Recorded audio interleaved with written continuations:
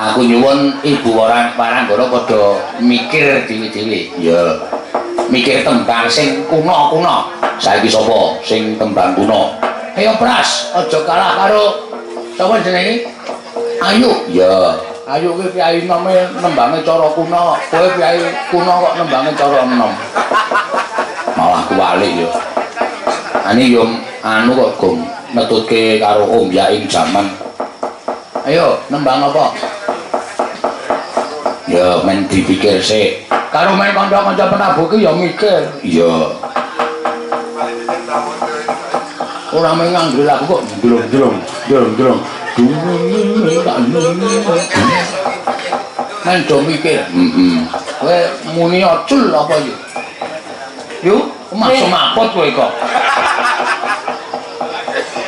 Kula tak jali-jali wae. Apa? Jali-jali. Jali-jali sing piye? Sing kroncong ngono lho. Iki gamelan kok kroncong. Dadak nyewa alat. Kae lho.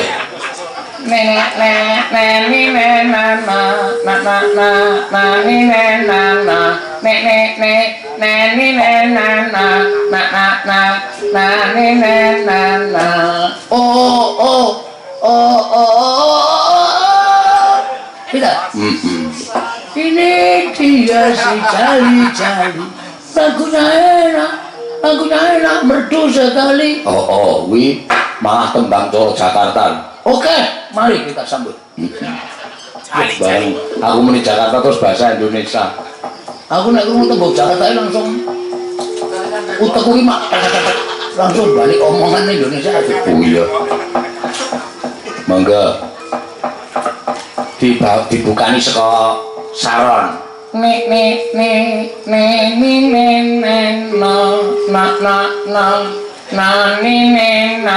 Terus bareng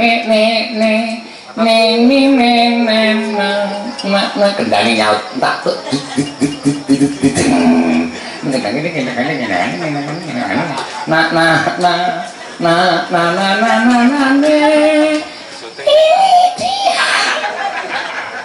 ora kuat itu aku ya wis rasa dibunjung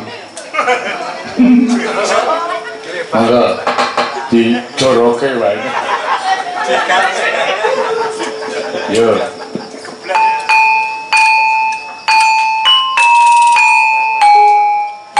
apa kok matowi sik balene sak melu ora men saron ta kok to ngerti iki men saron karo balungan bonange rasa melu arep buka kowe arep buka ayo ana apa-apa kok mato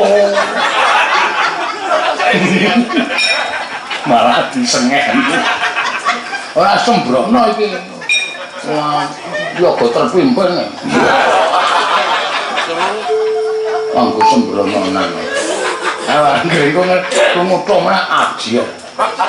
Nggih, pisanan Solo Saron terus kedua iki masuk bareng. Oh iya, dinut ndak nesu. Sakone matane abang ngene iki wis mengerikan. Ya.